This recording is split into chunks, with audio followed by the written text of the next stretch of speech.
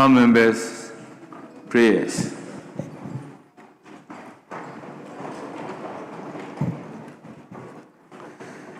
Almighty God, we humbly beseech thee to look with favor upon this Parliament of the Republic of Ghana. Grant that it may perform its high duty as in their sight. Give divine guidance to the President of the Republic. Endow members of Parliament and ministers of state with discernment and vision, integrity and courage, that through the labors of government, this land and people may be well and truly served, and their good purposes for the common human life be realized in our midst. O God, grant us a vision of our country, fair as it might be, a country of righteousness, where none shall wrong his neighbor, a country of plenty, where evil and poverty shall be done away with, a country of brotherhood, where all success shall be founded on service and honor shall be given to the deserving, a country of peace, where government shall rest on the will of the people and the love for the common good. Bless the effort of those who struggle to make this vision a living reality. Inspire and strengthen our people that they may give time, thought, and sacrifice to speed the day of the coming beauty of Ghana and Africa. Amen.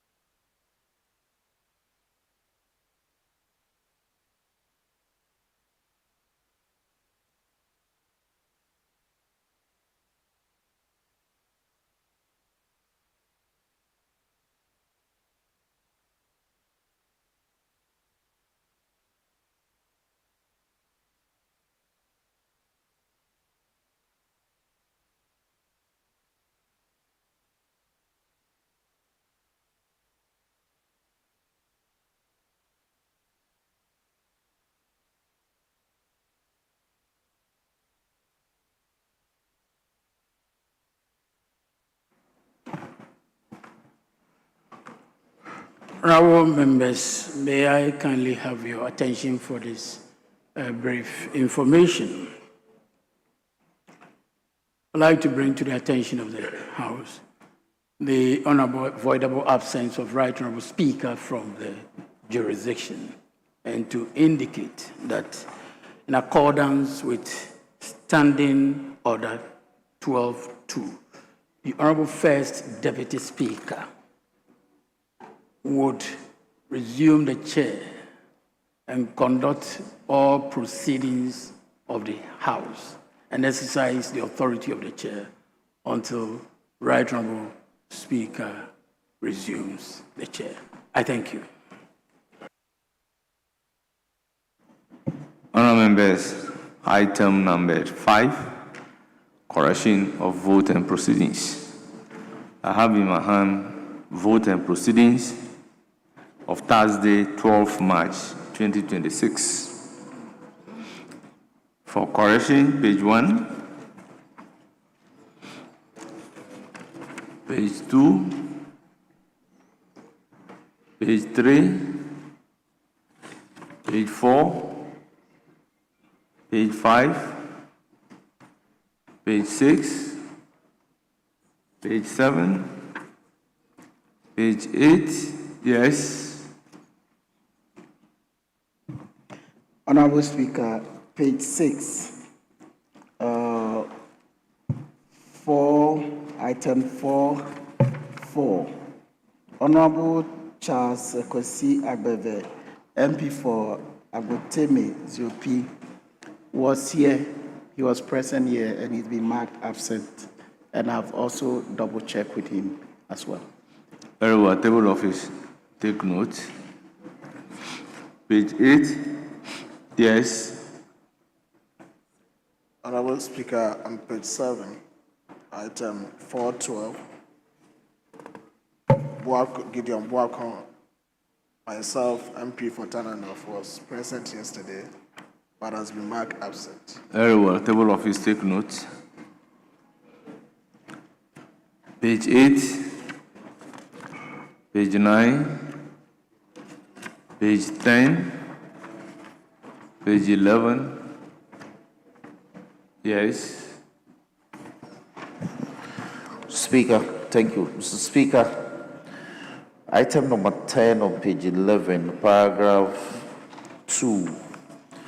Speaker, in getting Speaker to withdraw the referral made on the 5th of November last year, I indicated the reasons for making that prayer. I indicated that the agency in question is one under the Ministry of Lands and Natural Resources. That appears to be missing. So if you take the information... The reasons will be captured in the votes and in the official reports. Yes, Speaker, but I believe that votes. it's so fundamental that somebody may question why the request for the withdrawal of the referral, and so I thought that it should feature Because here. mostly this one captures the decisions. Okay, I'm guided. It's the vote, the official report. Okay. That is the verbatim translation Speaker, of whatever guided. happened in Parliament. Page 12. Yes. I was on my feet on page 11, minor observation under item J, the last line before initiating new projects. If you could change the I into small cap. The I here is capital, so before initiating, so small I, small cap. Thank you.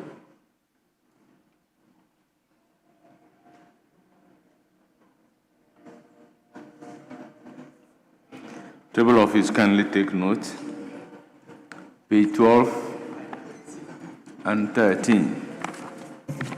Honourable members, the vote and proceedings of Thursday, 12 March 2026 is hereby adopted as the true record of proceedings.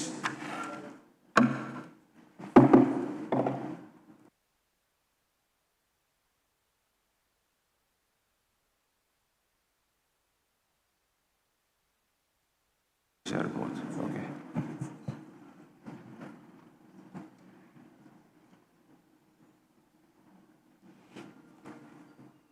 Honourable members, no official report is ready for the day.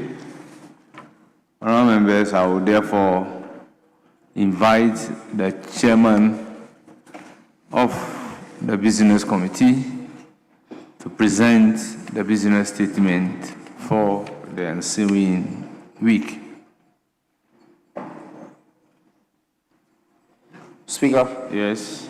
may I pray that the chairman of the business committee, it's not immediately available. So I pray that I take this on his behalf. Yes. Deputy Minority Whip. Speaker, we are not opposed. I mean, that's a matter we are all very much aware of. Yes, you have the floor. Thank you, Mr. Speaker.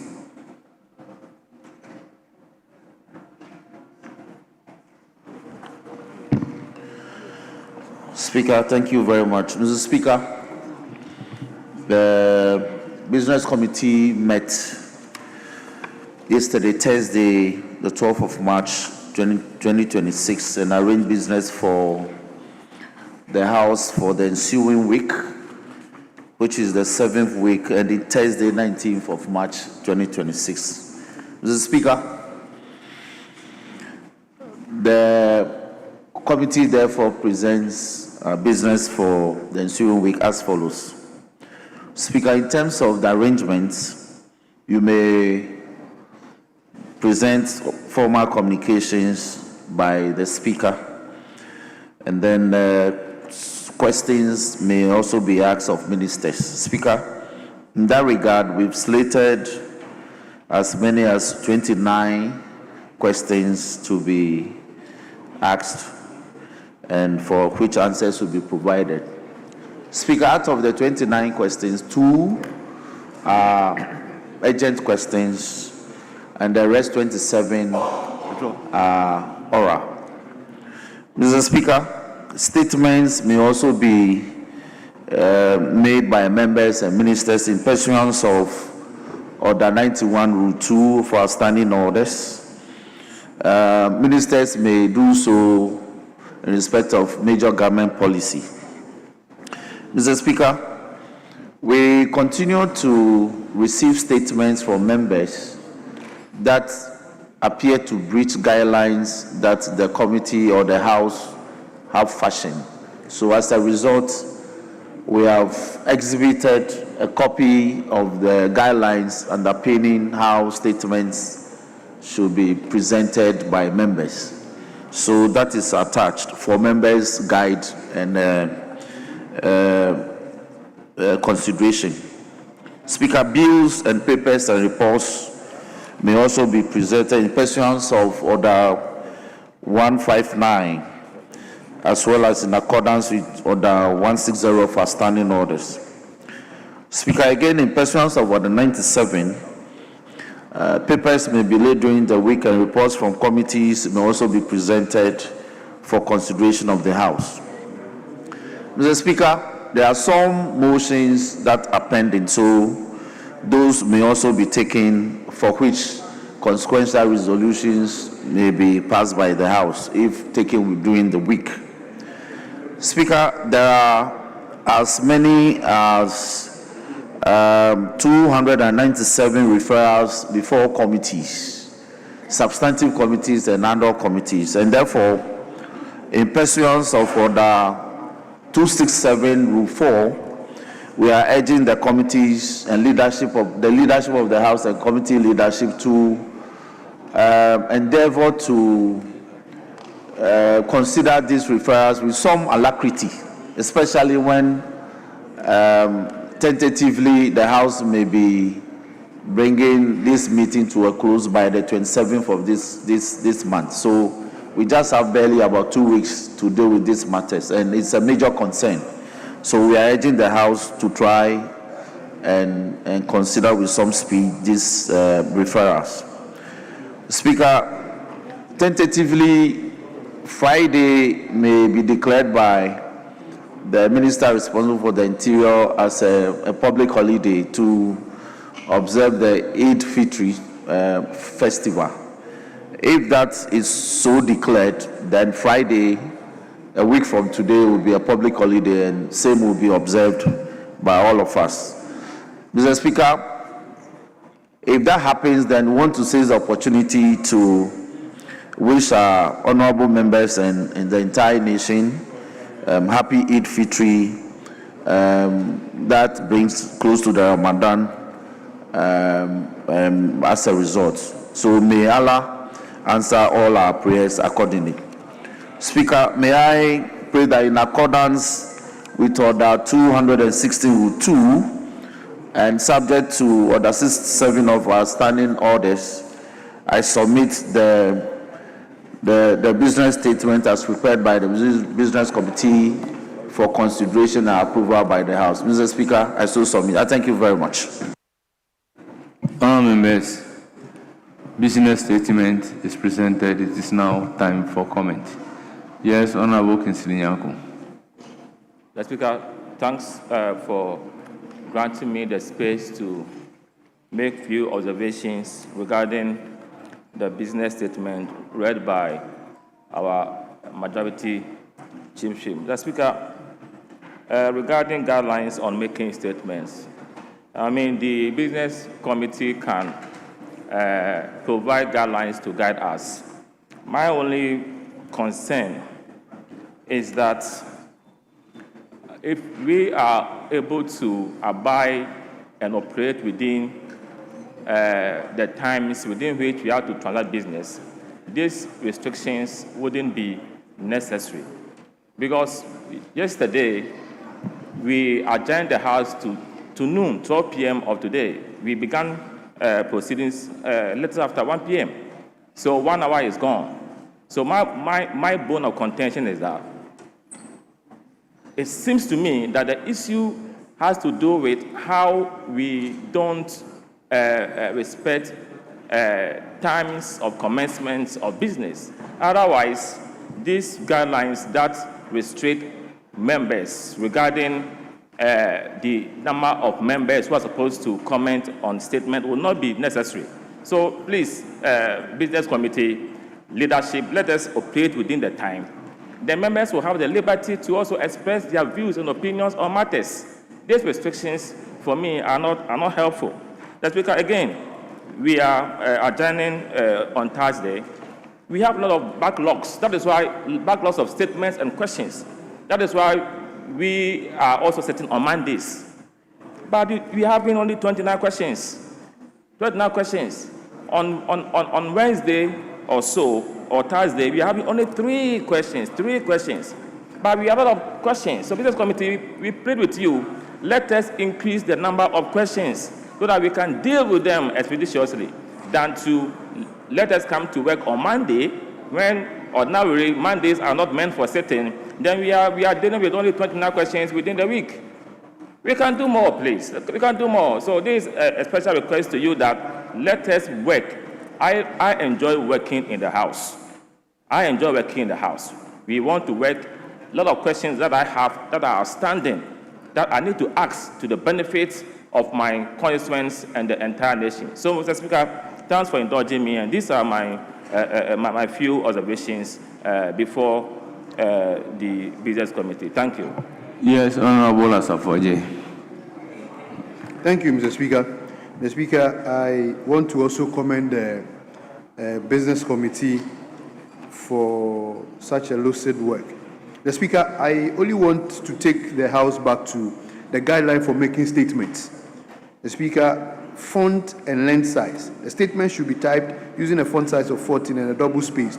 A statement should not exceed 2 pages. Mr. Speaker, we've been here and a few statements or number of statements have been read on the floor. Mr. Speaker, some of them goes beyond 3 to 4 pages. I don't know if we are still adhering to. I had to even question a colleague who dropped his statement for me to comment that, hey, the statement do not fall within the guidelines that have been given. I don't know if the table of clerk, the whips are also looking at the provisions they have been made or they have made in their own guidelines so that we can adhere to time and then more statements can be admitted and more comments can be made. Thank you, Mr. Speaker. Thank you for that observation. Yes. Thank you, Mr. Speaker. I rise to comment on the business statement with regard to the template that we need to use in issuing statement. Mr. Speaker, we are being told that we should use 14 font size and then double spacing. We will end up, instead of summarizing, we are now going to talk about abstraction in the sense that, Mr. Speaker, the statement will end up being very nebulous. Mr. Speaker, if font size of 14 and then double spacing, every 2-page statement will become just a 1-page statement. But we are being told that, Mr. Speaker, the statement, we need to state the problem. 2, we need to provide possible solution and then recommendation. How do we go about this? Instead of telling the true state of a statement, we will end up issuing a statement which, in effect, will not be clear to the ordinary Ghanaian, and will end up not serving the interests of the good people of Ghana. I pray that the Business Committee reconsider this stance. Thank you, Mr. Speaker. All members, on the issue of the statement, the whole idea is for you to be brief. And honorable members, we are in this House when a member, specifically Honorable Mie, is that not so? Complain about the font size when statements are uploaded, making it difficult to read. So the guideline is influenced by certain occurrences. So I've also taken note. I admit statement. I don't admit statement when it is beyond 2 pages. I'll refer it back to you. So now that the House is rehashing it, it is incumbent upon me to ensure that any statement beyond 2 pages will not be admitted. We'll refer it to the member to reduce the pages. Yes? Thank you, Mr. Speaker. I agree with you, but my suggestion is that instead of limiting members' statement to 2 pages, why don't we commit to word count? We can maintain our font size and the double spacing, but when we commit to word counts, it serves a better purpose than saying that you have to have your statement just in 2 pages. I think using word count may be more appropriate than the 2-pager thing we're talking about. Very well. Yes, Honorable Soso. Thank you, Honorable Speaker. Mr. Speaker, I think that I support the argument of our colleague. I believe that word count may be better, the reason being that there are people who may want to use, say, font size of 14 or 16 to make it easier for them when they are presenting the statement. That way, it could lead to more than, say, 3 pages or 4 pages. So limiting it to pages may be a bit problematic. I'm sure word count can be more ideal. Thank you, Mr. Speaker. Yes, leadership minority. Speaker, thank you very much for this opportunity. And let me commend my brother Eche for standing in the shoes of the majority leader. Speaker, in recent times, we've witnessed the President, His Excellency John Dramani Mahama, traveling. His very latest one is the one to South Korea. Speaker, it is very important to have the Minister of Foreign Affairs programmed to come and answer why the President has been traveling in the private jet of his brother, whether or not the private jet belongs to the brother. And Speaker, how much the Ghanaian people are paying for the use of that private jet. Speaker, in the same domain, the same minister has to be programmed to come and answer and tell this House the situation of the promise of construction of airports in every region. The minister promised the Ghanaian people that every region is going to benefit from the construction of airports. Speaker, he has to tell us the status of those airports. And Speaker, most importantly, he also said that the Minister of Foreign Affairs, Speaker, he also said that Ghana has become a base for the American soldiers to use. This is a matter which is of serious national security risk. This was something he said at Chatham House. And he has to be programmed to come and tell us whether there was a memorandum of understanding from this parliament before same was adhered to. Speaker, and my final one. It is critical we program the Minister of Interior to also come and tell us when they are going to refund the 220 Ghana cedis to the over 500,000 Ghanaian youth. The money they took and said that they were going to use it for recruitment purposes. I know 1,600 Ghana cedis from every person who had to go through medicals. 500,000 Ghanaian youth. Speaker, we need to respectfully program the Minister of Interior to come and respond to all of this. Thank you very much, Mr. Speaker, for this opportunity.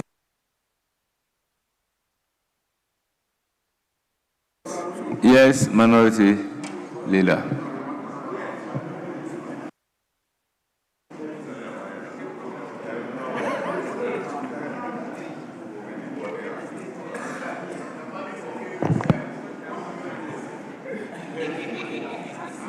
Mr. Speaker,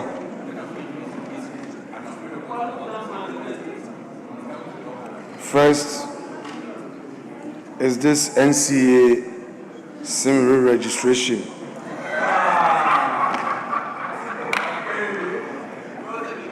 Mr. Speaker, Mr. Edmond Yenchi Fianco, Director General of National Communication Authority, says that the government's planned SIM re-registration exercise is intended to address some so-called irregularities in previous registration process. Mr. Speaker, according to him, this would be the third after the 2011 exercise, which, according to him, lacked proper ID verification. Mr. Speaker, fortunately, we have a minister with an institutional memory in this area, having served on the Communications Committee in his previous life in opposition. And, Mr. Speaker, I would strongly urge the leader of government business to program the communications minister to brief this House on this all-important matter. Mr. Speaker, the problem is that the majority leadership is seen as always shielding the ministers, and they are making the ministers comfortable and sleeping on the job. Important policies that are supposed to come to this House, you hear them doing press conference because they know that the majority leader and his chief whip will shield them. This is House of Parliament. You don't use press conference. And Mr. Speaker, important national matters must be announced in this chamber. Mr. Speaker, this shouldn't be one of those issues that the chief whip will come and defend. He should program the communication minister to come to this chamber and tell the people's representatives, Mr. Speaker, what exactly they mean, rather than letting the Director General be addressing press and saying things that, Mr. Speaker, are supposed to be properly put. Mr. Speaker, doctors have been raising concerns about the rise in hernia cases in Ghana. Mr. Speaker, Dr. Godfred Owusu Ankasa, Methodist Faith Hospital, has warned, Mr. Speaker, has warned about the rising cases of inguinal hernia in Ghana, stressing that delayed treatment often leads to complications. Mr. Speaker, the Methodist Health Trust has treated over 800 patients across Ankansa, Aburoso, and Apeja. The nurse manager, Mr. Speaker, Gloria Ejewa Oseboatin, also urged people to seek proper medical care and called on the National Health Insurance Scheme to subsidize hernia treatment. Mr. Speaker, the issue here is subsidizing the treatment. Mr. Speaker, we have heard of the new health fund that was the Ghana Medical Trust Fund, which was scooped out of the health insurance scheme. Mr. Speaker, can the Minister of Health be programmed to come and address this important matter as to whether or not this can also be added to the Ghana Health Fund? Mr. Speaker, it is very important because, Mr. Speaker, there are matters that we may consider trivial, but somebody in the village who has this condition and does not have the means, Mr. Speaker, the thing is that It's not everything that the health insurance covers.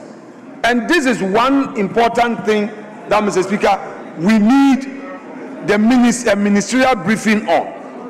Mr. Speaker, so the Chief Whip, who is now standing in for the majority leader, should take note and program the health minister to come. Mr. Speaker, the next issue is that, Mr. Speaker, MPA has given an indication of increase in price of fuel for March 16 window. Petrol now is 11 cedi 57 pesos. Diesel is pegged at 14 cedi 35 pesos. Mr. Speaker, we are being told that because of happenings in faraway Iran, the president said so. Mr. Speaker, Mr. President said that we should praise ourselves. The happenings in Iran will affect Ghana. Since when did you change your mind? Mr. Speaker, he said he has instructed the Energy and Finance Minister to monitor the situation for certain adjustment to be made. According to the President, Ghana has sufficient buffers. Let us see evidence of that. If indeed we have sufficient buffers, we don't expect any increase in fuel prices. Government must subsidize, because in Akufo-Addo's era, you said Ukraine, Russia should not have any effect. You said it's 7,000 kilometers away. The bombs are not being thrown in Ghana. So, Mr. Speaker, we don't expect anything less. Already, you have increased electricity tariffs by almost 30%. People, Ghanaians, are suffering. This recruitment also is also another issue. You sold forms to 506,000 when you know that you have only vacancy for 5,000 people. You sold forms to 506,000 when you know that you have vacancy for 5,000. Then, apart from the 220 Ghana cedi per form, you are now going to charge them 1,600 for medicals. So, Mr. Speaker, so those who qualify for medicals, they go and do medicals. So you have about 200,000 going for medicals, when you know that even if all of them pass, you have vacancy for 5,000. Mr. Speaker, if 200,000, what is that? If 100,000 have even qualified for medicals, you know you have only 5,000. So you are going to get 160 million from the poor Ghanaian youth. You have taken 113 million. 1,600 cedis, transportation not included. That is the fee. Meanwhile, you know that the person will not have access. Why do you do this? If all of them, even if 50% of them pass, even if 50% of them pass, that is 50,000. Yet you have only 5,000 vacancy. 5,000.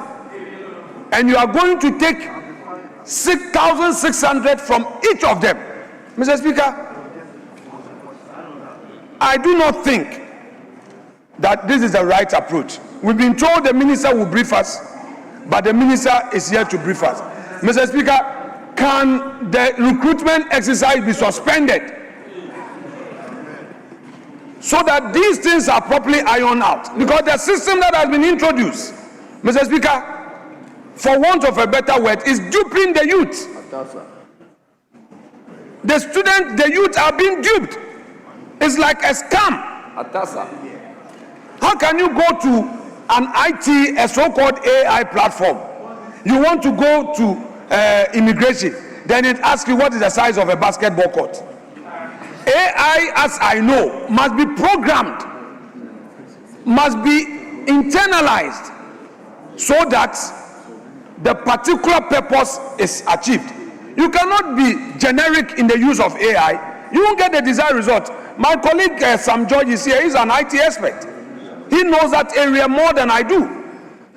If you want to use AI to guide the process, you put in the proper inputs You don't generalize it and say, ask, what's the size of a basketball court? And you want to go to police or immigration? Mr. Speaker, no. The people are already poor.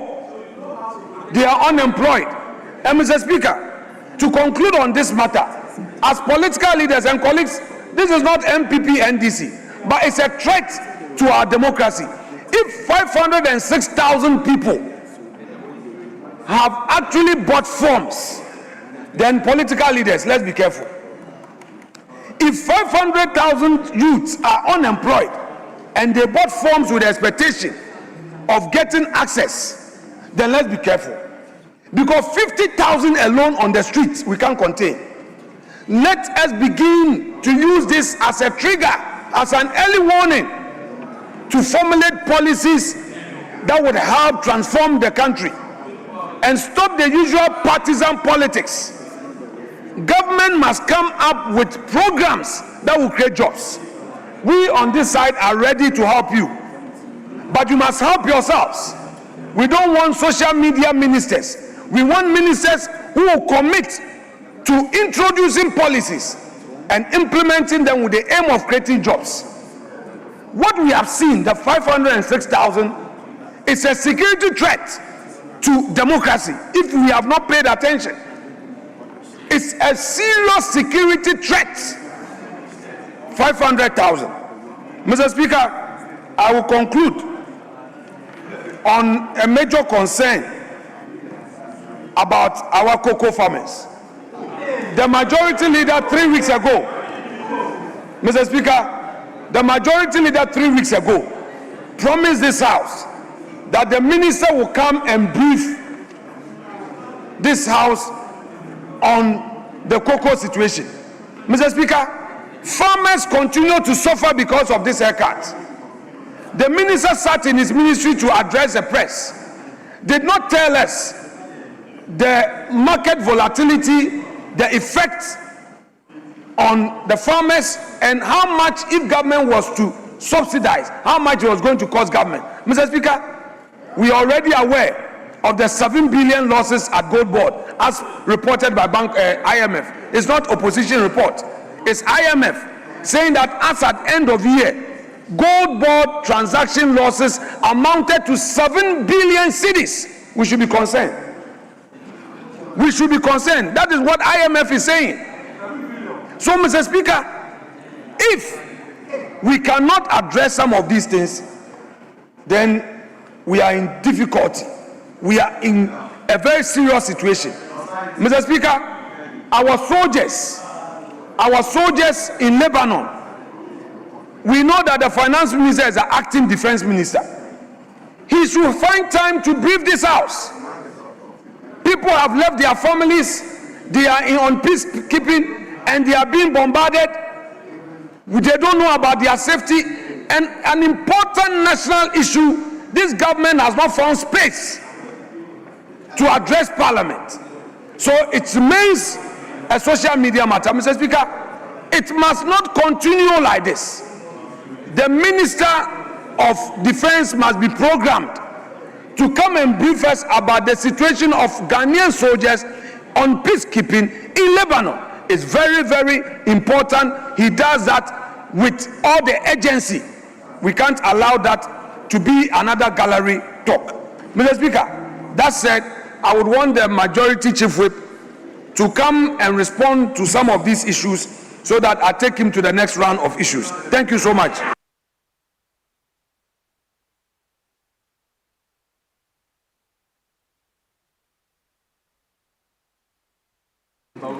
Speaker, I thank you for the opportunity to respond to some concerns raised by members. But, Speaker, I'll be guided within the terms of Order 216 of our standing orders in responding to the issues raised. That is issues that pertains to the content of the business statements I presented to the House. Speaker, in doing so, let me touch on the issue raised by Professor Kingsley Nyaku. We are all concerned regarding the presence of members when it's time for us to commence business. Ever often, Speaker is ready. Speaker gets ready by 11:30. If sitting is adjourned to commence at midday, Speaker often is ready by 11:30. It is just members whose unavailability makes it difficult for him to start exactly at 12. Anytime meeting is adjourned to 2 p.m., by 1:30, Speaker is ready to hold conclave. Again, it's our numbers that prevent him from starting exactly at 2. So colleagues, this goes to us. If we are ready at 12, Speaker will start exactly at 12. If we are ready at 2, Speaker will start at 2. So let's consider this. Then 2. His question in respect of the guidelines for the statements, that we should rather move away from limiting the length of the statement to 2 pages to dealing with word count and also the font size. Well, it's a suggestion that business committee will consider, Mr. Speaker. We'll look at it. Then the Honorable Asafo Ajayi also joined him in speaking about the limitations that the guidelines imposes, and therefore also proposes that we should look at the font size. That will be looked at. Then, of course, Charles Forson also joined him. So it's all about whether we should rely on word count to measure the length of the statement, or we should limit it to number of pages. So that will be considered. Then Dr. Boakun also is about word count. So that's about it. Susu, again, Dr. Susu also joined them. Now, the second deputy minority whip is requesting that the president be invited, the foreign minister be invited to speak to some foreign travels by the president. Speaker, I'm unable to respond positively to that because it's not an issue that business committee considered. In any case, we have already provided for ministers to come and make statements. So if this is the sense of the House, I believe that will be accommodated by that provision. Mr. Speaker, again, the Honorable Jerry Shaib speaks of some promise by the supposed promise by the foreign minister to build airports. I don't think that any such promise was given. So I am unable to speak to that positively, that he promised to build airports in every regional capital. I don't recall that. So, Speaker, that's about that. Then he made a suggestion that whether the security services will refund monies paid by applicants who have applied to be recruited into the security services as part of the ongoing recruitment exercise. I believe that it's a suggestion that somebody made, but as this House, I don't see how this House can give that directive. So that's a matter for the minister to consider. Not the minister, but the security agencies to consider or otherwise.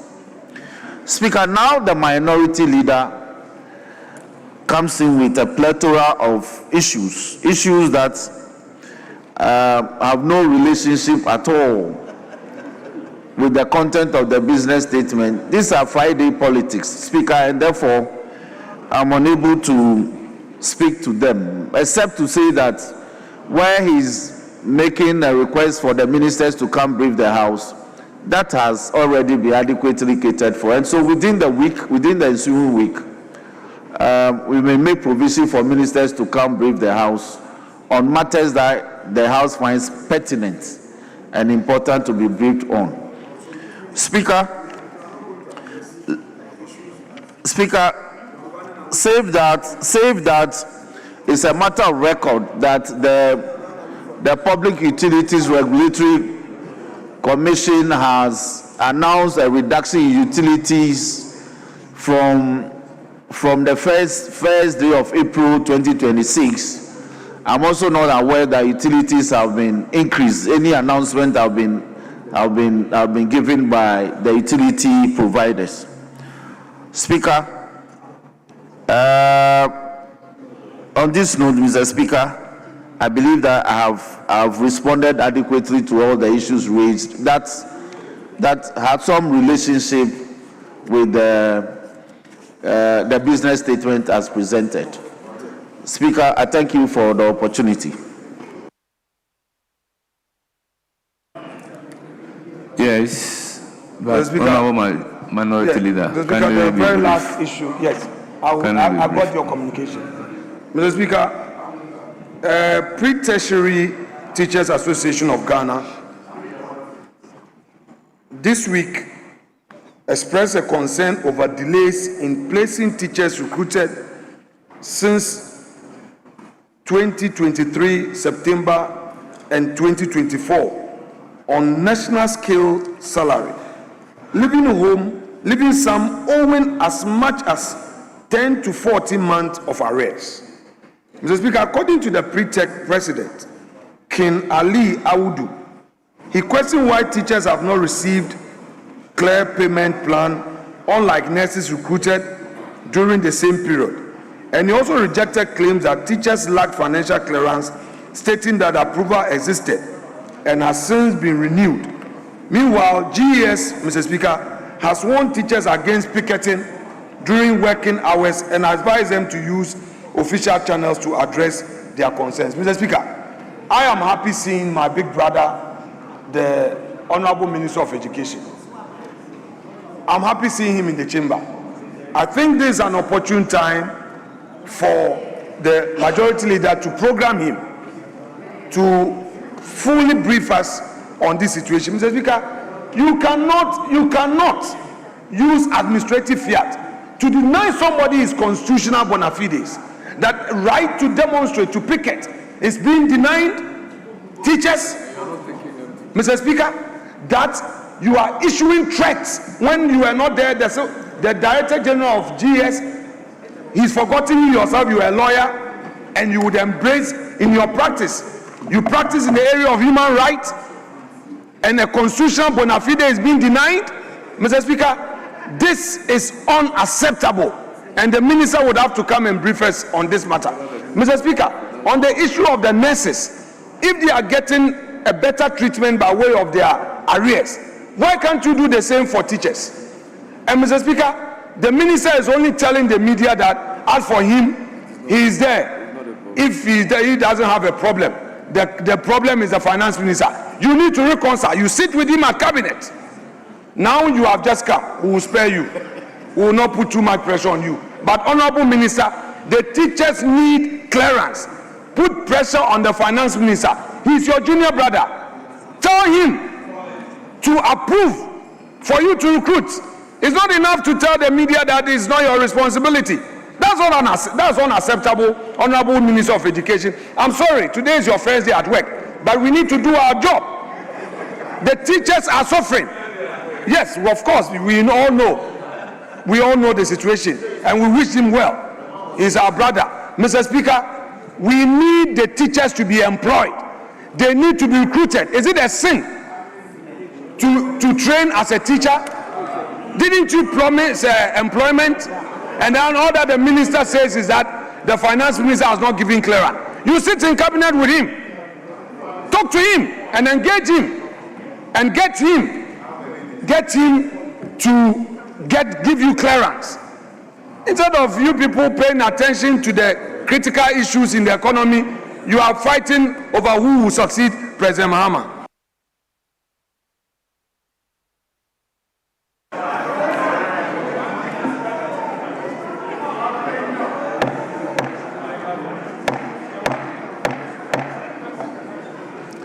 Members, the business statement as presented is hereby adopted.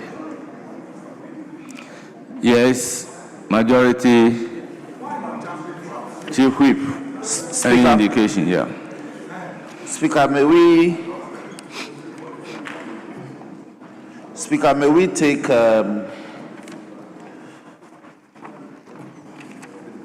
no. May I pray for the variation of order of business to take motion number 47, Mr. Speaker. Mr. Speaker. Sorry.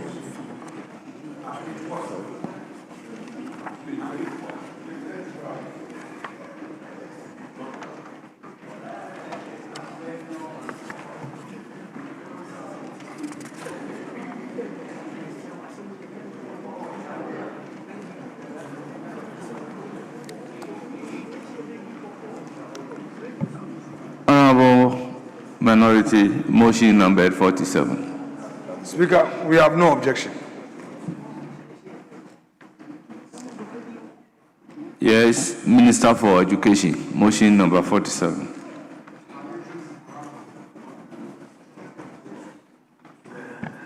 Mr. Speaker, let me thank you for the opportunity. Mr. Speaker, with your indulgence and that of honorable members, I beg to move that the Education Regulatory Bodies Amendment Bill 2026 be now read a second time. And Mr. Speaker, in doing so, to draw attention to the fact that Act 1023 made charter compulsory for private universities in Ghana. Mr. Speaker, in the past, historically under the erstwhile National Accreditation Board, charter has never been compulsory. It's always been optional. Mr. Speaker, government recognizing the contribution of private tertiary institutions in the country, numbering over 79, have made significant contribution to the provision of higher education in Ghana and quality education across the country. Mr. Speaker, forcing all these institutions to charter, as it appears in the current GTED Act, Act 1023, may lead to the collapse of some 79 private institutions who do not have the capacity to stand on their own, as affirmed by the Ghana Tertiary Education Commission. Mr. Speaker, that probably can even increase our current unemployment situation and become a disincentive for Ghanaians who want to contribute to the development of the country by investing in the provision of quality tertiary education at the private level. Mr. Speaker, let me assure this House that, as the President observed in his State of the Nation address, the intent of this is to make charter optional in Ghana. So if an institution subject to mentoring thinks that they have satisfied the requirement and can bid on their own, they may request to be chartered, which will allow them to award their own degrees and diplomas and other related qualifications. Mr. Speaker, from institutional and program accreditation undertaken by GTEC, academic audit is a significant part of what GTEC does, in addition to quality assurance layer, which was removed by GTEC. When this charter is reintroduced to ensure the continuous quality assurance of all institutions who may not have chartered. Mr. Speaker, policy approval of programs that has been reserved for only public chartered institutions will now be extended to private institutions to ensure that their program introduced align with government policy objectives. Mr. Speaker, the government of Ghana recognizes private tertiary institutions providers as significant stakeholders and partners in enhancing access to quality higher education in Ghana. The tertiary education landscape in Ghana has significantly transformed over the past 3 decades with dynamic growth of private tertiary institutions. Mr. Speaker, we just didn't arrive at this. There was the Ansar Asari Committee report which made recommendations for us to decharter. And consequently, Mr. Speaker, we sought cabinet approval for the Education Regulatory Bodies Amendment Bill to be presented to Parliament to make charter optional. I so submit and urge honorable colleagues to support this amendment so that we can safeguard the investment that many other Ghanaians have made in the provision of tertiary education by way of private universities and investment in them. There are many Ghanaian students who otherwise, but for this opportunity, will not have been able to taste higher education. I so move, Mr. Speaker. Honourable members, motion ably moved by the Minister for Education. Is now the time for the Chairman of Education Committee to present the committee's report. But before doing so, permit me to acknowledge the presence of visitors in our midst. We have Steve Hills International School, led by Sir Kenneth Odami. They are grade school coordinator. They are from Lower Manya, and they numbered 58. We also have students from Anglo Afiaranyigba Basic School, led by Mr. Osu Moses, a teacher. They are from Qatar, they numbered 59. We have Supreme Preparatory and Junior High School, led by Mr. Brian Saki, head teacher. They are from Anyaso Otom, the number 65. We also have Vision Academy, Obogu, led by Daniel Opong, a teacher. They are from Asante Achim South, the number 12. We have Holy Trinity Lutheran School, led by Kuzugbe Amavo, a teacher. They are from Shaiso, they numbered 33. Then, honourable members, I have the pleasure to introduce to you Honourable Senator Dr.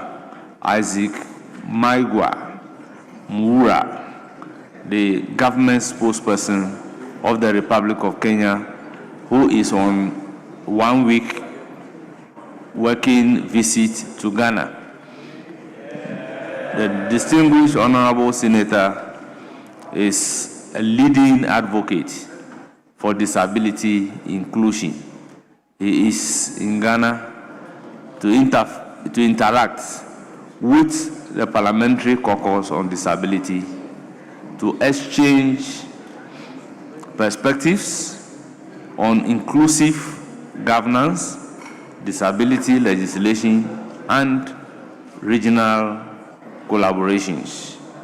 The visit also presents a unique opportunity to strengthen Ghana-Kenyan relations and deepen legislative dialogue on disability inclusion across Africa.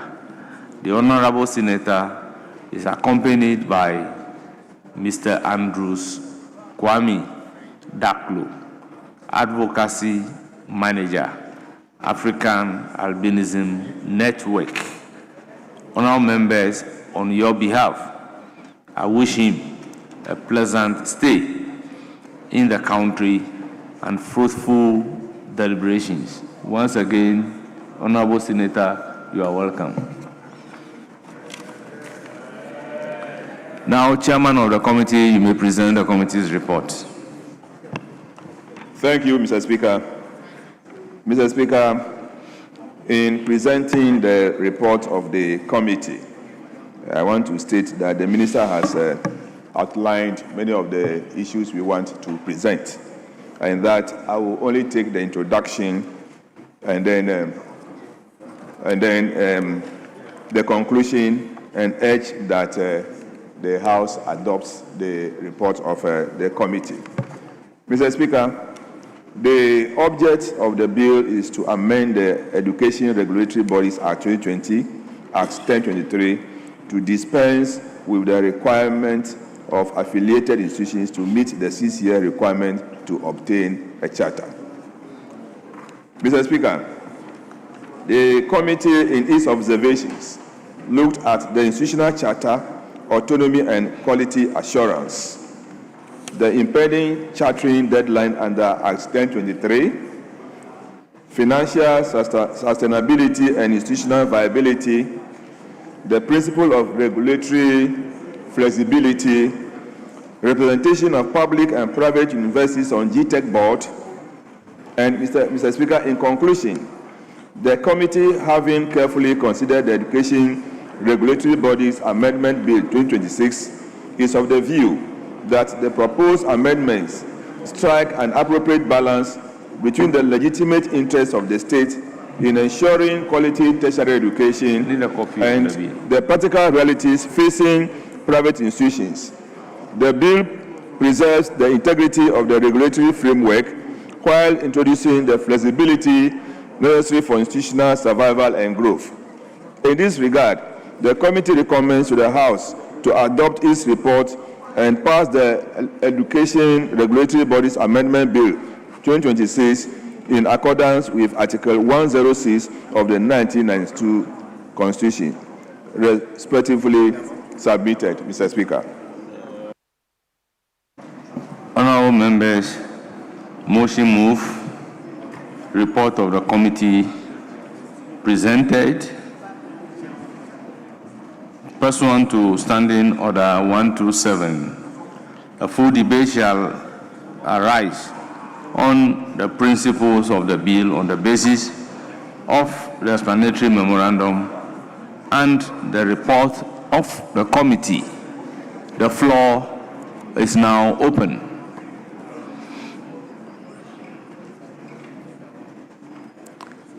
Our members, in the absence of anybody to contribute to the report, I'll put a question. Yes. Thank you, Mr. Speaker.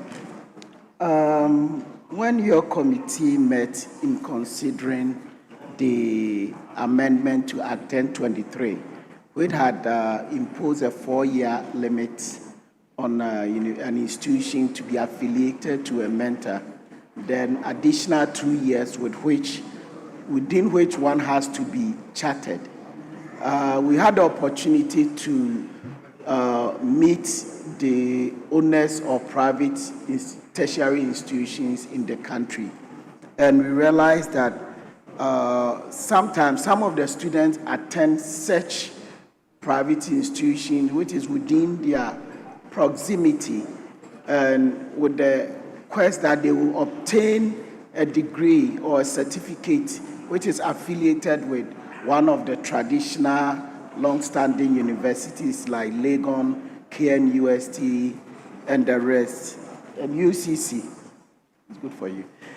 But many a time they get to finish, and if they have to acquire a certificate of that particular private institution, they don't like it. It will tend to reduce their number of students or their enrollment numbers. And as such, the private owners believe that they are trying to support government to increase the tertiary enrollment ratio, which we call the gross tertiary enrollment ratio. And as such, to support, they will want to remain until a time that they think they are fully ready to be chartered, and also don't want to be burdened with the issue of having to compete within these times for the number of students, because we realize that some of the institutions, some of the public institutions have open campuses with around their location. And Mr. Speaker, the committee realized that the Act 1023 has been 5 years, and we have learned some lessons. And in legislation, you want to legislate to improve on your system. And so we agreed to their request to charter as when and how they want. But also recognizing that we don't want to downplay quality and standards. And as such, the role of GTech will still be enforced. And we will also follow up to make sure that they don't bring down quality in our tertiary education. Mr. Speaker, with this, I believe this amendment is something that we have to support. But more forward, we asked the Ministry of Education that there are other agencies within the Education Regulatory Bodies Act that we also have to amend, especially with reference to the National Teaching Council, where some of the provisions within this act had asked that certain time examination should be conducted, but now it has been improved or it has been amended. So we ask that going forward, the minister should come so we can have a thorough review of Act 1023 to improve on education in this country. Mr. Speaker, with these few words, I support the amendment. Yes, Honorable Kensinyako. Mr. Speaker, I'm grateful for the honor to add my voice to the amendment of Act 1023, 2026. Mr. Speaker, some years back, there was nothing like compulsory charter. When a private tertiary educational institution reaches or is ready to obtain a charter, then they go through a process after operating for at least 10 years. Then in 2020, Act 1023 was passed and became mandatory. And there's nowhere in the world where we have mandatory charter. There's nowhere. In fact, in some institutions, they have what we call listed institutions. So the idea to revert to optional chartering is the best way to go. I wanted the opportunity to applaud the Education Committee, the Education Ministry headed by Honorable Haruna Adusu for taking the bold step to ensure that we give institutions the opportunity of flexibility and not also undermining quality.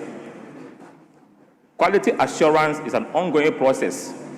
Even though we are going through the optional angle, I would urge the GTEC to ensure that they do their job effectively and upholding the tenets of quality assurance.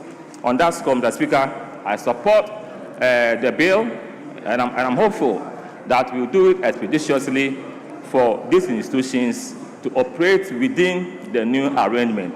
On that score, I want to thank you for indulging me. Thank you, Mr. Speaker. Yes, you have the floor, Honorable Member. Thank you very much, Mr. Speaker. Mr. Speaker, I wish to also join my colleagues in calling on members to support the call by the minister to support the amendment being proposed to the Education Regulatory Bodies Act 1023. Mr. Speaker, over the years, private universities have played a key role in the development of the nation. Mr. Speaker, private universities have helped to expand access to tertiary education. Mr. Speaker, private universities have contributed significantly to the human capital development of the nation. And lastly, Mr. Speaker, we all know the financial burden that the state carries in an attempt to provide tertiary education, and then private universities come in handy in this regard.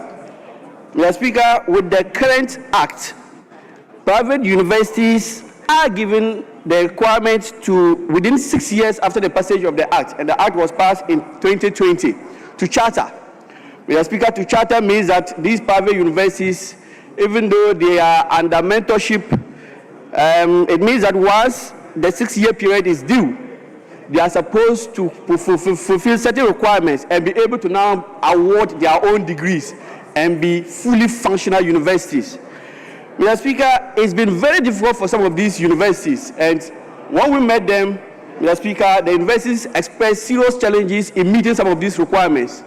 And given that, Mr. Speaker, we only have up to August of this year for all these private universities to be able to meet this requirement, it's obvious that there is a bigger challenge ahead. And Mr. Speaker, as legislators, our duty is to make sure that we remove all forms of hurdles and hindrances in the way our institutions function. And so this call to amend the Education Regulatory Bodies Act to provide for optional chartering, so that if an institution decides to charter, then it goes ahead and then gets chartered. And Mr. Speaker, two requirements are needed when you are to charter under the current act: that you need to marshal substantial financial reserves, And two, Mr. Speaker, you need to show proof of the existence of fiscal structures before you can even be granted the license to charter. Mr. Speaker, it's obvious that our private universities are already paying huge fees to their mentor institutions by way of affiliation fees. And so they are going to find it difficult to meet this substantial financial reserve which is required of them. And so, Speaker, I believe that this call for us to amend this act is a call in the right direction. And the last words that were given by the minister to these private universities when we met them was that this measure should not be a way of compromising on the provision of quality tertiary education. And I believe that, Mr. Speaker, the private universities have listened to the minister and that this amendment will only help to enhance the provision of private tertiary education. Thank you, Mr. Speaker. Honourable members, at the conclusion of the debate, the question is, as many as are in favour of the motion, say aye. Aye. Those against, say no. Honourable members, the ayes have it. The motion is adopted. An act to amend the Education Regulatory Bodies Act 2020 at 1023 to dispense with the requirements of affiliated institutions to meet the 6-year requirement to obtain a charter and provide for related matters. Honourable members, the Education Regulatory Bodies Amendment Bill 2026 is duly read for a second time. Yes. Speaker, may I pray that we come back to item number 9 to lay a couple of papers there. Speaker, specifically, I want to lay items numbers 9A and 9C. Mr. Speaker. Yes, Minority Leader. That's the application. Very well. Item numbered 9. At commencement of public business presentation of papers. 9A. Proposed formula for the distributing the District Assembly's Common Fund, DACF, for the year 2026. Honourable members, the proposed formula for distribution of the District Assembly's Common Fund for the year 2026 is duly presented and referred to the Committee of the Whole. Yes. Speaker, item number 9C. Mr. Speaker, the chairman is unavoidably absent. So may I pray that I do this on his behalf, Mr. Speaker? Yes, Minority Leader. It's an application too. Speaker, if the majority leader wants to lay it, it's fine. Yes, Majority Leader. Report of the Committee of the Whole on the proposed formula. No, item numbered 9C. Report of the Committee on Defense and Interior on the Community Service Bill 2020. Honourable members, the report has been duly presented and it is for distribution to the members of the House. Yes? Speaker, may I pray that we take the other paper addendum to take the item listed. That's presentation of papers, Mr. Speaker.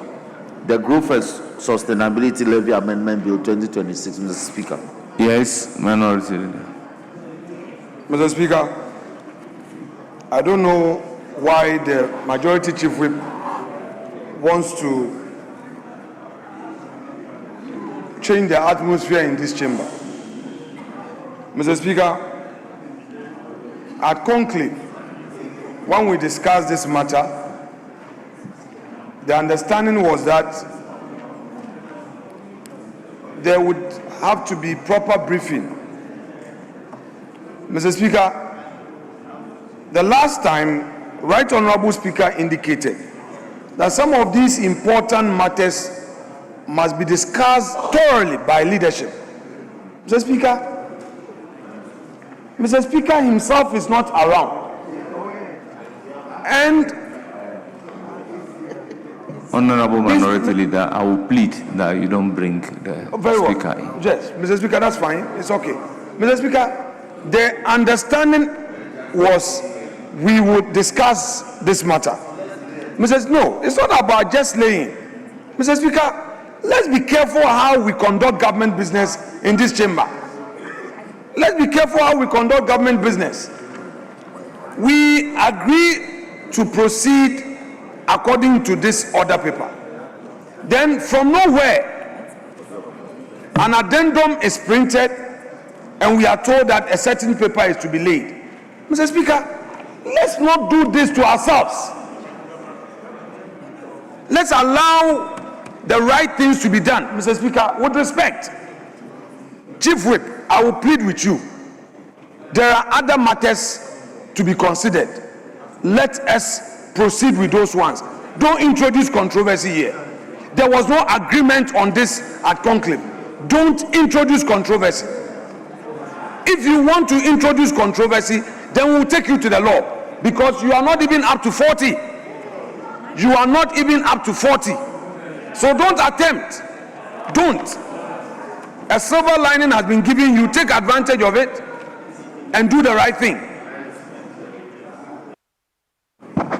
Mr. Speaker, first of all, this is not a surprise. I am not springing a surprise on the minority leader or the minority side in this matter. This matter came up at conclave, and the concern was that we needed to engage to have it laid. And we had engagement, Mr. Speaker. Indeed, this was produced at conclave, but the suggestion on the floor now that I'm springing a surprise on him is absolutely incorrect. We had discussed this. This was produced at conclave. So don't suggest that this emerged from nowhere. It was discussed. You had reservations. Your reservations have been assuaged. So we are only laying this, Mr. Speaker. In any case, it is to reduce taxes. How can this be a problem? How can this be a problem for you, the minority leader? When your concern is that there are too many taxes and want to reduce it. How can this bother you, minority leader? When you are suddenly, just a while ago, fighting that the young people should be given opportunity. So we want to lessen their burden. So please, go with me and let's lay this. I thank you. Mr. Speaker, I will not fall into any blackmail traps. And I can't be blackmailed into this. Mr. Speaker, the matter was raised, discussed, and we didn't reach an agreement. The understanding I had from the majority bench through its leadership was that this matter will be placed on ice for us to have a proper briefing on it by the minister himself. Mr. Speaker, what he doesn't know is that under the new Minerals and Mining Royalties Regulation, Mr. Speaker, there is this upscaling regime that the country is introducing. His administration is introducing an upscaling regime. Mr. Speaker, if you read this whole document and you think you are bringing this to mitigate it, this document will not mitigate the harm you are going to cause. And you see, honorable colleagues in the majority, stop this rush work, and let us take our time. Mr. Speaker, let us take our time and do the right thing. Mr. Speaker, I don't want to proceed further. Let us suspend discussion on this and further engage. There are matters, Mr. Speaker, there are matters that are critical and tangential. It's not just about this. So don't blackmail me. I am against taxes. I am for tax rebate. I am for tax waivers. I am for reduced taxes. I am for it because I'm a private sector person. If there are no taxes, if we have low taxes, businesses are able to expand. Businesses reinvest.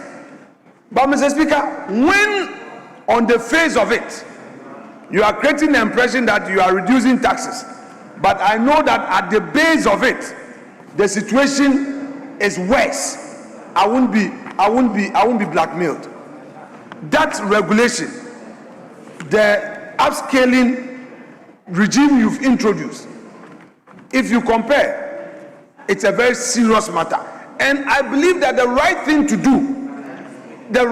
do is for the minister himself to come into the chamber, meet with leadership, engage extensively.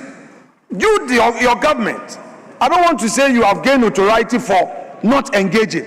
You don't consult stakeholders, you only get into the situation and embarrass yourself. You remember the lithium agreement.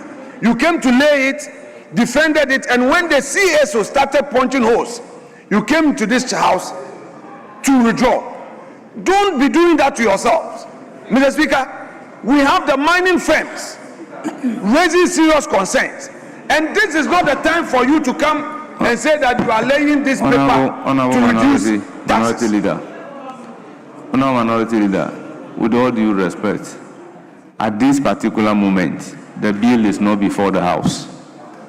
So why are we placing issues on record in view of the fact that the bill is not yet introduced? Yeah, Mr. Speaker, I appreciate where you are coming from technically. But Mr. Speaker, this is a house of rules and precedents. Mr. Speaker, the precedence is that these things receive prior engagement. You've been minority leader before, Honorable Education Minister. It's not just the law, but precedence and practice. You know that? So don't shut my mouth by using a law to gag me. I don't only depend on the law, I also depend on practice and convention. Mr. Speaker, it is true that the bill is yet to be laid. I agree. But what you are doing is to introduce the subject matter. And I'm saying that at conclave, the majority chief whip knows that there was no consensus on this. We discussed it and we said we would engage further, that he should bring his boss for us to have further discussion before. So why do you want to lay it? Why do you want to spring a surprise? Mr. Speaker, Yes. first of all, it's untenable for the minority leaders to suggest that the existence of a certain regulation will torpedo a substantive enactment. When this House decides, you suggested, you said so. You said that the introduction of this bill and its passage will not overturn the terms of a regulation in place. That's what you said. But you know, you are my mate, you know that in the hierarchy of laws, an enactment supersedes the terms of a regulation. So you are on a journey to nowhere. Once this House decides that will pass this law, the terms of that regulation, whatever it is, becomes subservient and of no effect, especially when the enactment is superior to the terms of that regulation. So that's one. Two, there was a discussion. There was a discussion about this matter. And the fact that you said no did not outnumber the number of us at conclave. We agreed. Yes, we agreed that we'll do this. You had reservations. And so we'll lay this and then we can engage. But to suggest that because you merely said no and therefore the paper cannot be laid is with all due respect to you, untenable. Let us lay this. You are preparing to take me on, but we cannot do this ding dong. Let's allow the bill to be laid, and then we can further engage if indeed you think that we should engage. But finally, Mr. Speaker, how does a bill that seeks to reduce tax, be a bother to you, the minority leader? It he should be happy and be praising government that we are a listening government. In any case, Mr. Speaker, when he was here as majority leader, you withdrew as many as 16 instruments that you brought here. I have the data. So withdrawing one single lithium agreement does not injure the reputation of this government. So sometimes I don't do these things on Fridays. On this room, Mr. Speaker, let's lay the paper in the weekend. Yes, Minority Leader. Mr. Speaker, to don't initiate, this submission will be impressive.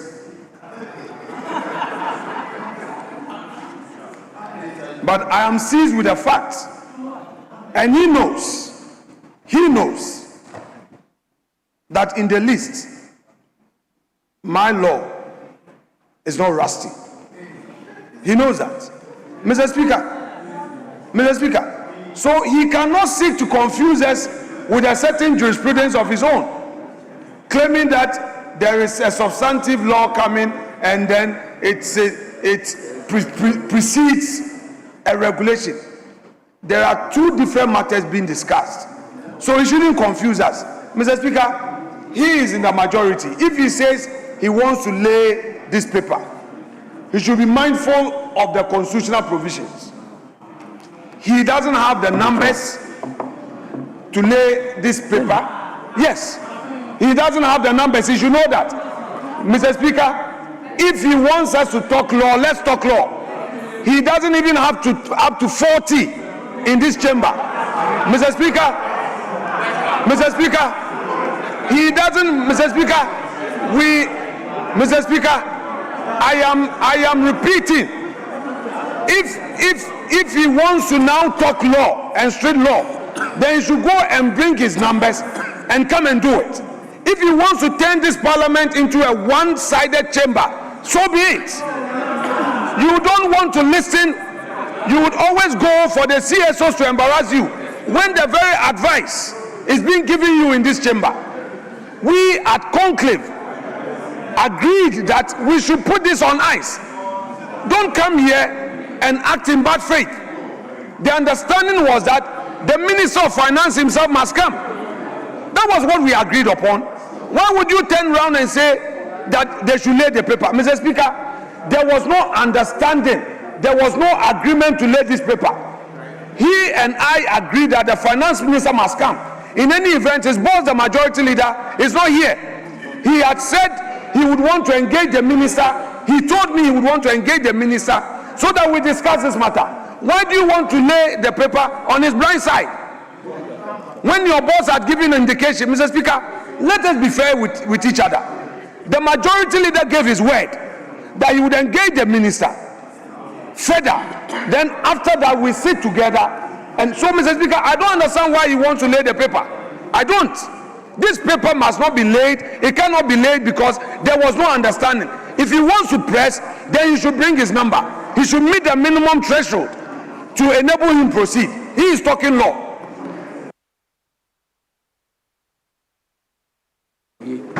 Mr. Speaker, my brother Kwamina Afenyumaki Osahin, my classmate, my friend, my study mate, is to come down. Today is Friday.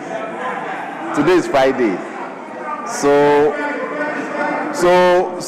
he knows that we will engage further.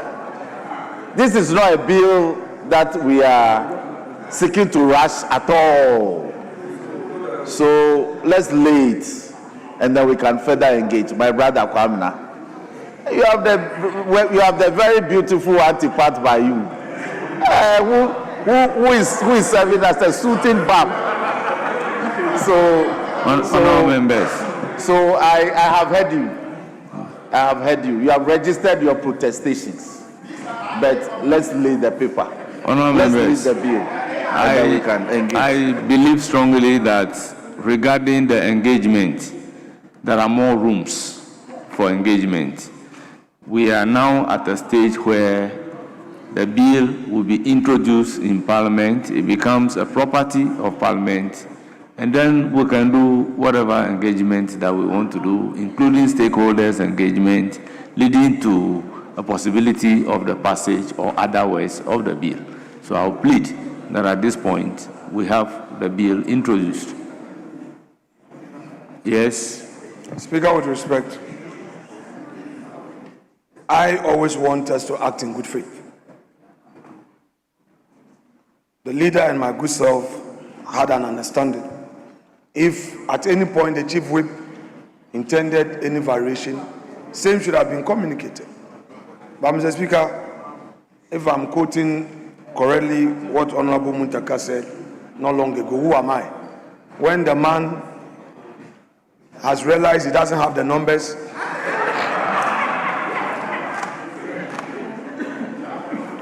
he has now realized that his 189 is not 189. So he's eating a humble pie. Mr. Speaker, there's always another day, but you owe me in equity today. Mr. Speaker, you may proceed. Yes.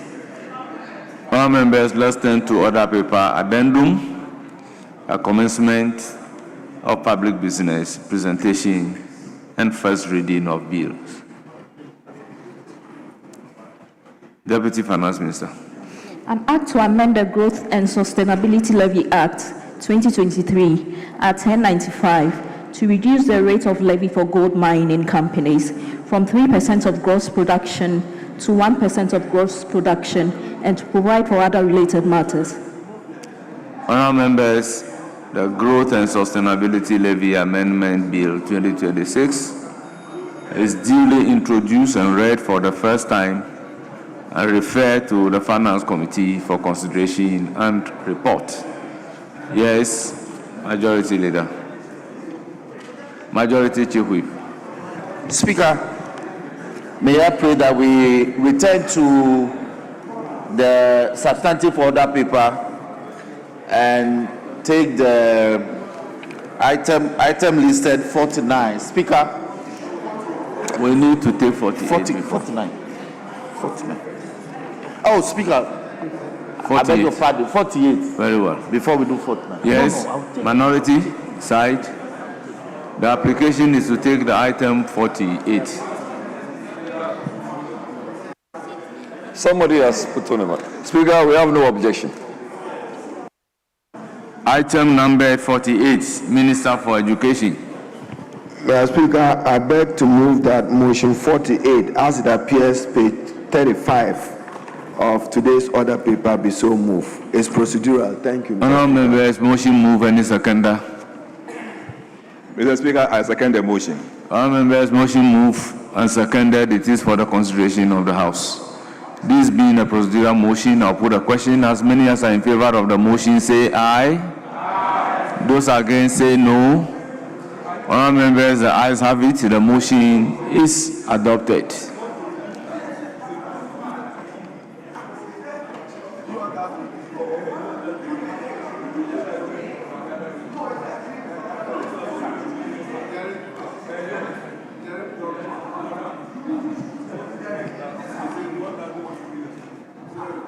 Yes, Majority Chief Whip.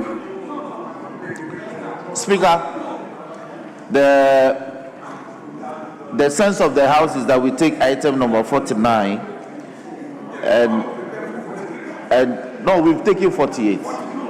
So we take 49 and do consideration because the amendments proposed are quite a few. It's just skeletal amendments. So, Mr. Speaker, we can exhaust it quickly. Then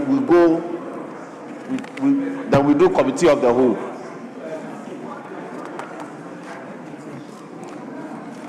Honourable members, Education Regulatory Bodies Amendment Bill 2026 at consideration stage.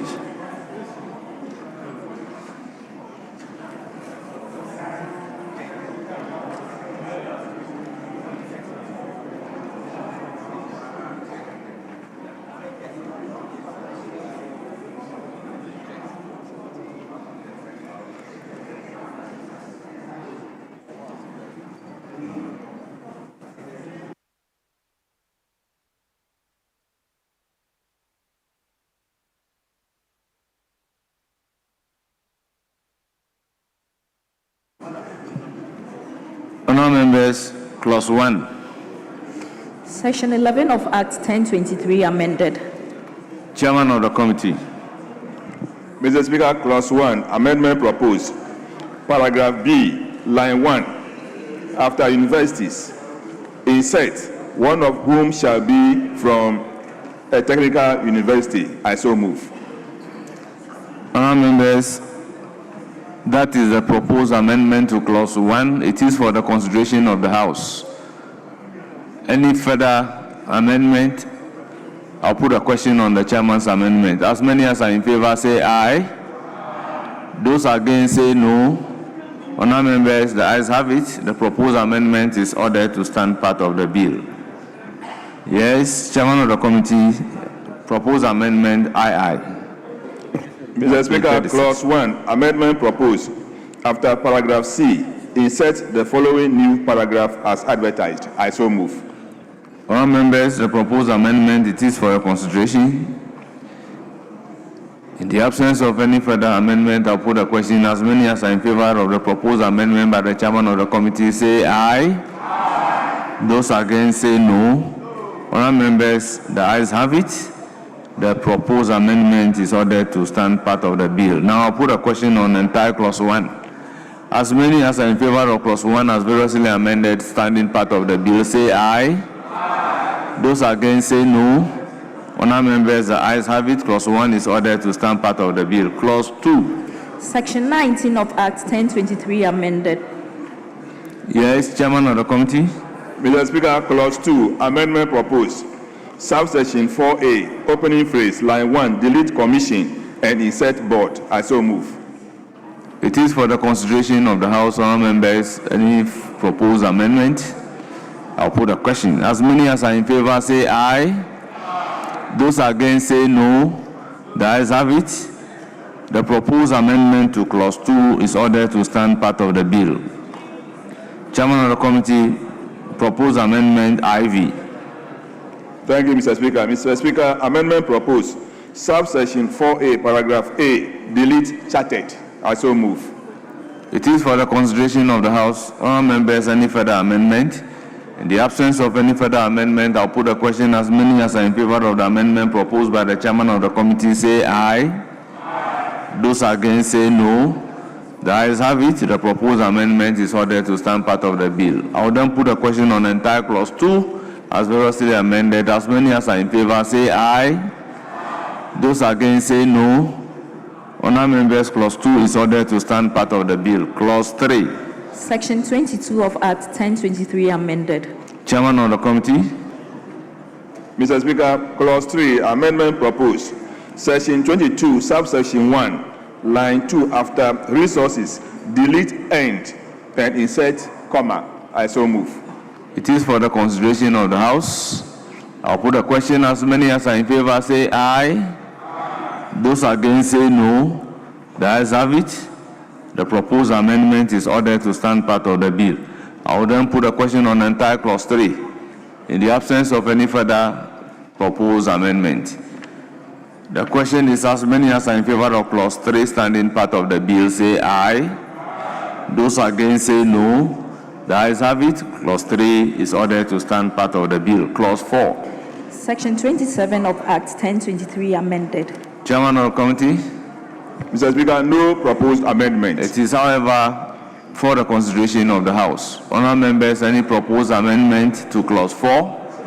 In the absence of any proposed amendment, I'll put a question. As many as are in favor of Clause 4 standing part of the bill say aye. Those against say no. The ayes have it. Clause 4 is ordered to stand part of the bill. Clause 5. Section 38 of Act 1023 amended. Chairman of the committee, amendment VI. Mr. Speaker, amendment proposed. Paragraph B, delete and insert the following as advertised. I so move. It is for the consideration of the House. Honourable members, any proposed amendment? Honourable members, in the absence of any proposed amendment, I'll put a question. As many as are in favor say aye. Those against say no. The ayes have it. The proposed amendment by the chairman of the committee is ordered to stand part of the bill. Now, I'll put a question on the entire Clause 5. As many as are in favor of clause 5 as amended standing part of the bill, say aye. Those against say no. The ayes have it. Clause 5 is ordered to stand part of the bill. Clause 6. Section 40 of Act 1023 amended. Chairman of the committee. Mr. Speaker, there is no proposed amendment. It is, however, for the consideration of the House. Honourable members, any proposed amendment to clause 6? In the absence of any proposed amendment, I'll put the question. As many as are in favor, say aye. Those against, say no. The ayes have it. Clause 6 is ordered to stand part of the bill. Long title. An Act to amend the Education Regulatory Bodies Act 2020 at 1023 to dispense with the requirements of affiliated institutions to meet the 6-year requirement to obtain a charter and provide for related matters. Chairman of the committee, any proposed amendment to the long title? Mr. Speaker, there is no proposed amendment. It is, however, for the consideration of the House. Honourable members, any proposed amendment to the long title? In the absence of any proposed amendment, I'll put a question. As many as are in favor of the long title standing part of the bill, say aye. Those against, say no. Honourable members, the ayes have it.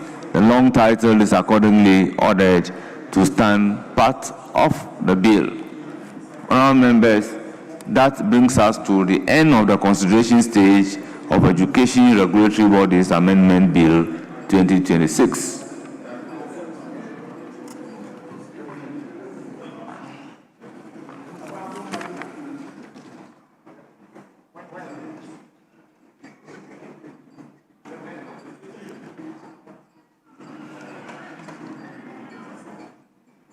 Members, before proceeding, permit me to acknowledge the presence of students from Excellent Foundation Institute, led by Blessing Edu Jemfi, headmistress.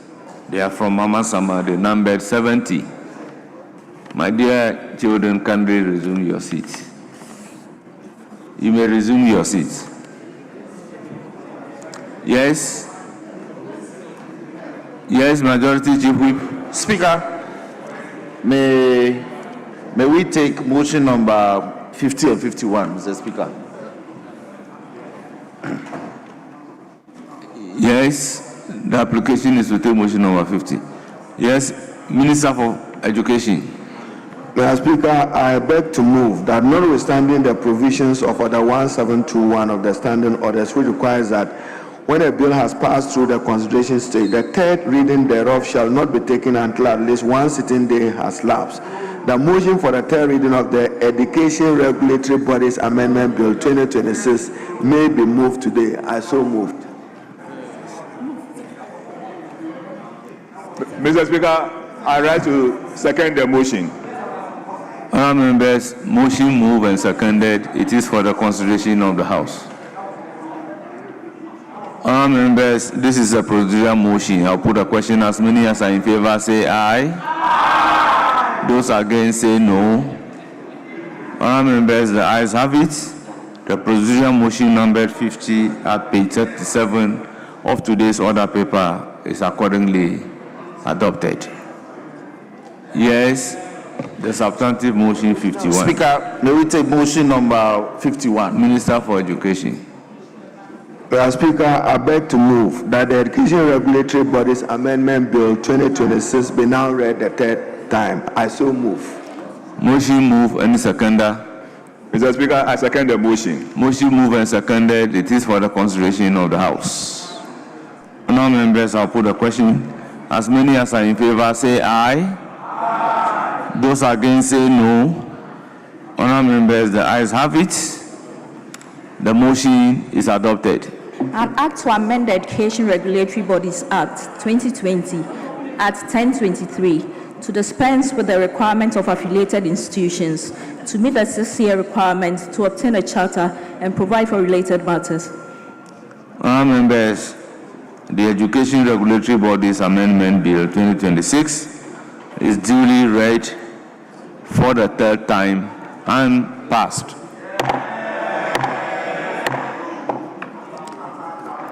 Yes, majority. Speaker, the sense of the House is that we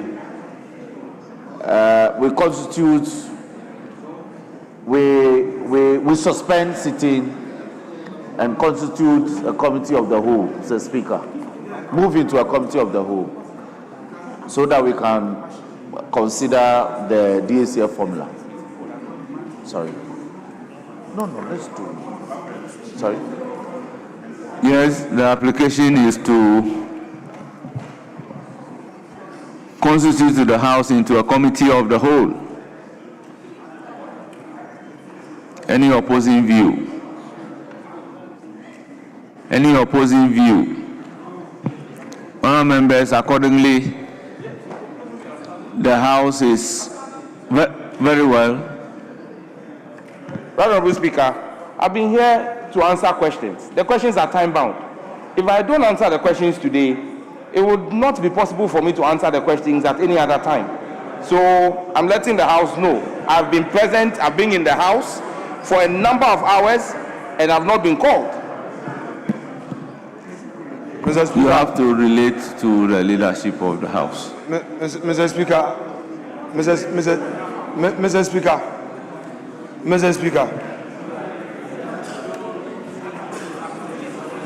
Speaker. Yes, Minority Leader.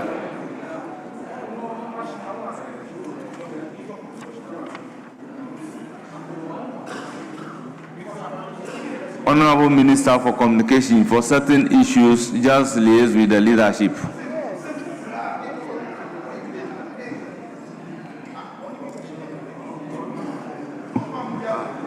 Yes, Minority Leader.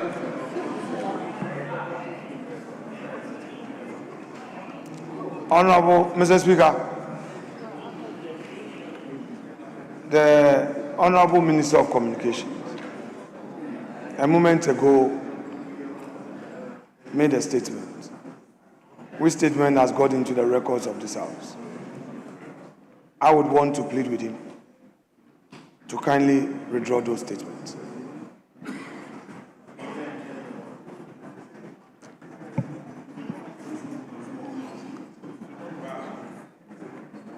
Yes, Minister for Communication. No, Mr. Speaker, what statement is he referring to? He has to be specific on what statement he's referring to. The leader must be specific. I said a number of things. Mr. Speaker,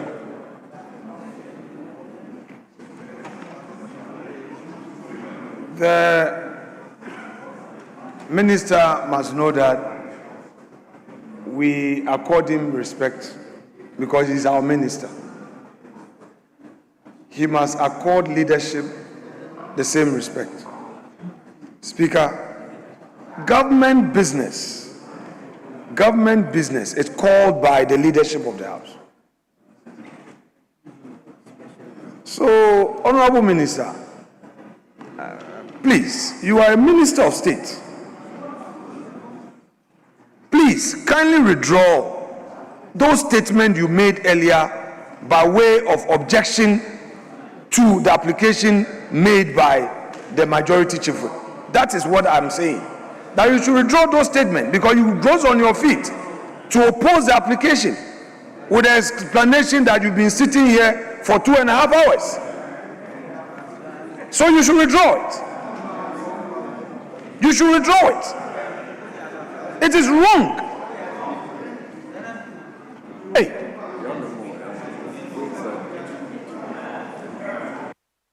Right, Honorable Speaker, I think that let us be clear. I did not just rise on my own. The Speaker of the House asked a specific question, and Honorable Minority Leader, Honorable Minority Leader, I'm a member of this House, and I have maximum respect for leadership. So, playing to the gallery with some of the comments you made are very unfortunate. But let's be clear, I did not rise to object to government business. The Speaker of the House, and sometimes when you're in the chair, you should pay attention to business in the House.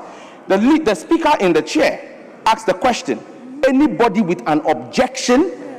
So I didn't rise on my own. I rose in response to the question the Speaker asked. I caught his eye and he gave me the floor. So I didn't just rise on my own. So it's important that we set the record straight. It's going into the Hansard. There are people you play to the gallery with. We have our banter when we have to, but when it's on the record is the record. And so if you're asking me to withdraw what? Are you asking the speaker to withdraw his question if there was anybody in opposition? The speaker asked that question and I rose on it. And let us state for the fact that your people have asked questions. For those of you who have just come to Parliament and haven't paid attention to even the orientation, you make the noise. But you see, no. First timers who didn't pay attention. Mr. Speaker. Honorable Minister responsible for communication. Yes, Mr. Speaker. What you have to withdraw is if the questions are not taken, you wouldn't be able to come back and answer them. Mr. Speaker, the very individuals who asked the questions, I said the questions have been invited to answer, for which I've sat in the chamber for 2.5 hours, are time bound. The individuals who have even filed the question are not in the chamber. And so I'm saying to you that, Mr. Speaker, all you need to do is to wait when it gets to the time and we call the question. And the individuals are not here to ask the question. Then whoever is presiding at that material moment will give the necessary directions. That is what happened. But I'm not also comfortable of the statement that if the questions are not handled for today, you will not be able to come back and answer the questions. I believe that is what the minority leader is asking you to withdraw. So just do the honorable thing and let's make progress. This is not anything. Mr. Speaker, I have the greatest respect for you. Very well. And the reason why I made that statement is because there are other obligations. And I worked with the table office to schedule today. And that's why I'm drawing the attention of the House. Because, Mr. Speaker, the minority leader will be the same person to stand up and say, ministers are avoiding coming to the House. And that's why I'm making this statement, so that it is not said that when you reschedule, and based on other prior commitments, I'm unable to honor. Honorable Minister for Communication, so, just Mr. take Speaker, a cue. I take a cue from you, and I'm guided. Thank you.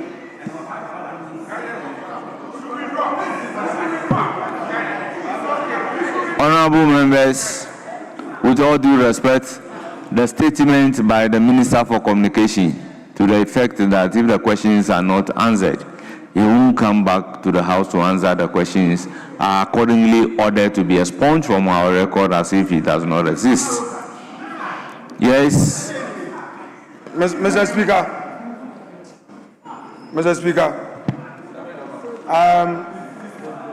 a moment ago, the Honorable Minister made a statement to the effect that me urging upon him to withdraw a rather unfortunate statement amounted to playing to the gallery.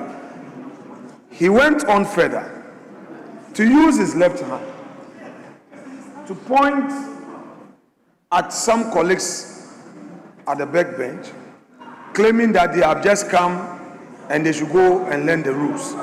Mr. Speaker, Honorable Sam George indeed is a colleague member of Parliament.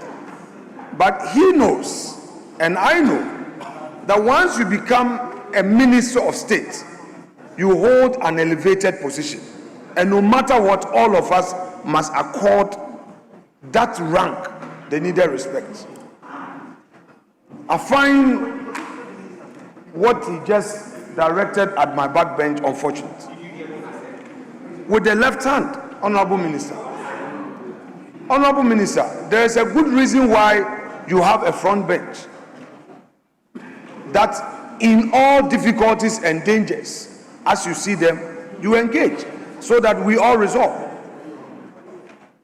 Even if they were wrong, you are a minister of state. Two wrongs, even if you saw anything wrong, you don't use your left hand to attack a colleague in the chamber. That's exactly what you did.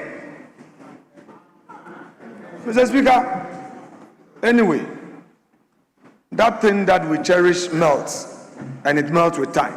I rest my case.